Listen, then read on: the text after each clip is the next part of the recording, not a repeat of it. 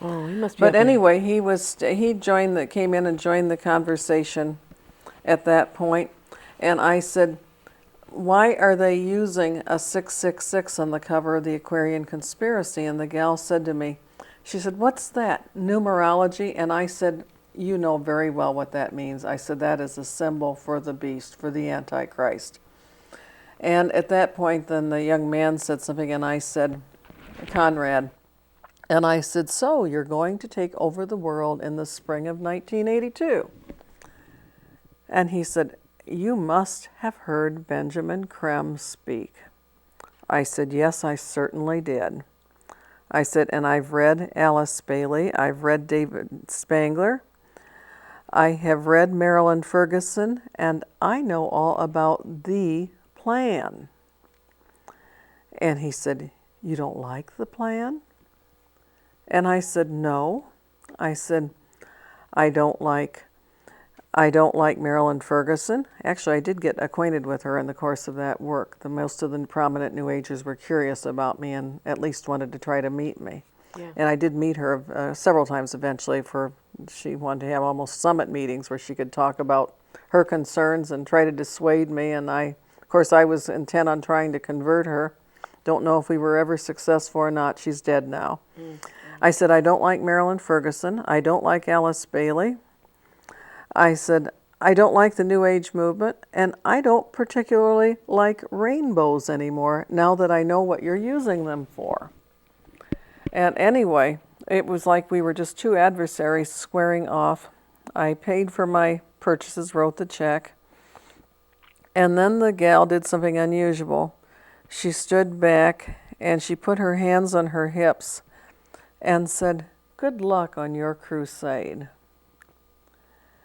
And I handed my stack of books to my mother. I put my hands on my own hips and I looked her dead in the eye and I said, good luck on your movement surviving my crusade. And I have to tell you, I was in Fort Wayne 1 year earlier. 1 year later, they had moved over to a place, I think it was Summit Place or something like that. It was down by the old canal. Yeah. And she was very respectful to me that year, but there were things I did not know. I did not know until I met this gal's father in Muscatine, Iowa, a few years later in 1988. And he introduced himself to me, and he was deeply concerned about his daughter, who was one of the owners of this bookstore, Rainbows of Life. Yeah. And he showed me her picture, and it was the same one I'd had the encounter with. And then he told me that she was a graduate of Moody Bible Institute in Chicago. Now that did startle me. And I thought it was very tragic, and it shows how terribly vulnerable each and every one of us is to this thing. You don't have discernment, do you? It's not just even discernment. We all have stresses in ordinary life. Yeah. We all have traumas. Everybody has them. And come into my parlor, said the spider to the fly. And we are all vulnerable at one time or another. We're sometimes looking for easy answers, easy outs, and this usually poses itself as a stress release or a way to foresee an uncertain future or something that's going to make you popular or make you healthy.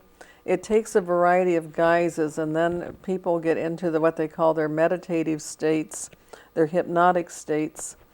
And from then on, like Marilyn Ferguson said in the Aquarian Conspiracy, some people explore at the edges, the psychotechnologies as she called them, and some people drop back out of fear, and some people go on and explore more deeply.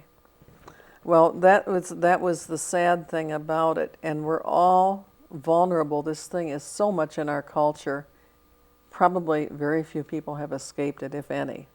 Maybe some of the Amish back in the woods where not much has reached them of the old ways, but yeah. It has totally permeated our culture to one extent or another. Yeah. And that was its strength, but that was also its weakness, because word spread on what was going on as well. And I remember I started sharing this with just people I knew in my old political circles in Detroit. And they were the early incubator days of my work. And I was known politically, and I remember when I found this stuff, I was terrified. And I'd been practicing law for 6 years at Yeah, that point, so you 7 said years when my cholesterol. work went natural Mm-hmm. and or national. And I remember saying to myself, political suicide, professional suicide, political suicide, professional suicide. And all at once, the thought came over me, nothing can happen to you until God is ready. That's if right. God is ready, there is nothing you can do to stop it, and it is God you have to account to when you get done anyway. So with that, I went about it, but I had support often from where I least expected it.